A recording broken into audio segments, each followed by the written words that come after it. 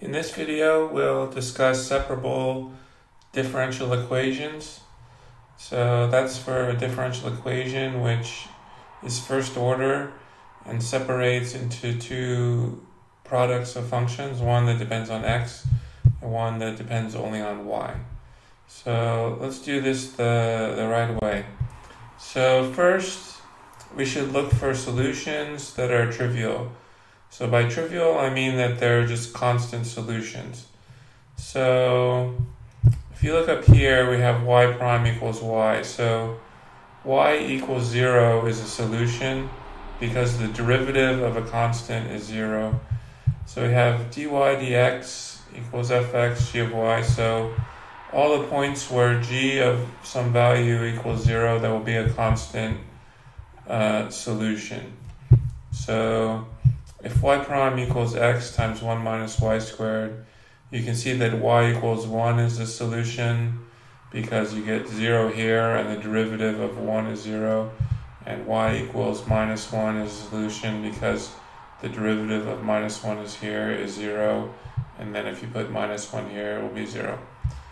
So we can make something more fancy like y prime equals x squared sine of pi y. This would have infinitely many trivial solutions. So integers are constant integer solutions. So there's two types of ways you can go about the separable differential equation. You can just try to find the general solution, or you can try to solve the initial value problem where the curve goes through some point. So if x is x naught and y of x naught is some point on the curve, then you can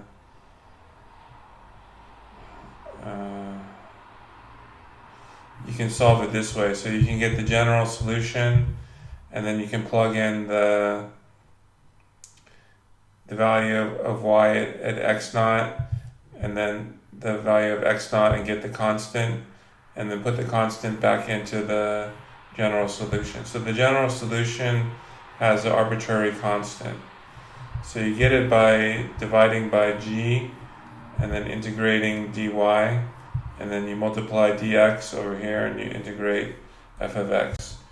So doing the initial value problem, you can also build it into the integral. So you can have y of x naught as the lower limit, and then y of x is the upper limit, and you can integrate over x naught to x for f of t. So I use dummy variables here because if you want to differentiate the integral and you put x inside here, then it causes problems in the solution. So it's actually more correct to use a dummy variable for the integration variable.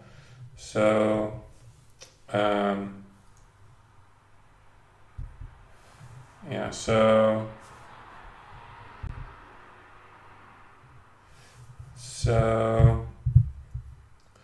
so if you want to solve this differential equation by dividing by y, then you cannot divide by 0. So any solutions that it gives you will not go through the point 0, y equals 0, because you cannot divide by 0.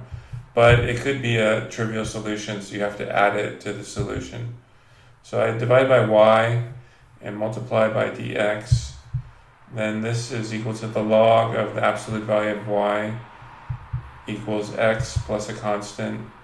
So there's actually a constant of integration on both sides. So there'll be one here and one here, but you can combine them into one constant.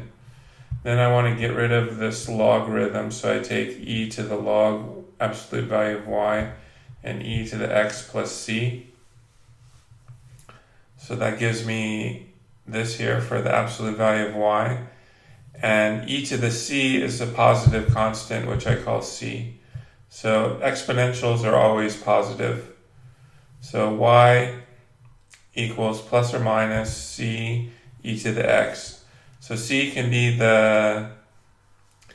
any number greater than 0, And there's also a solution y equals 0. So when you combine the plus, the minus, and the y equals 0, then you get a complete solution, which is y equals a times e to the x, where a is any real number.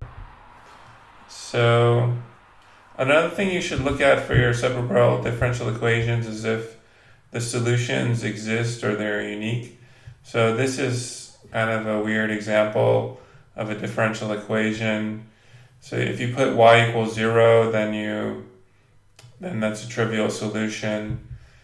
But there's also the solution x minus a constant squared.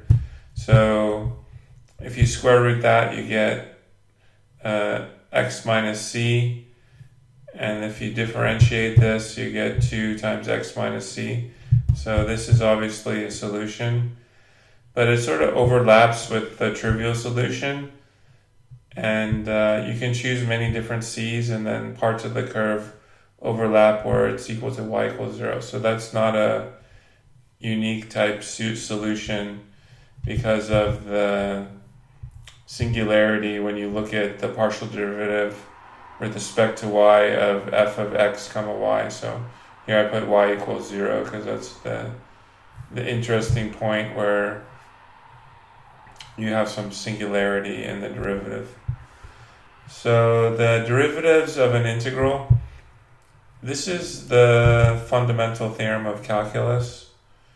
So if you modify it to make the limit of integration a variable, then the derivative is equal to u prime times f of u.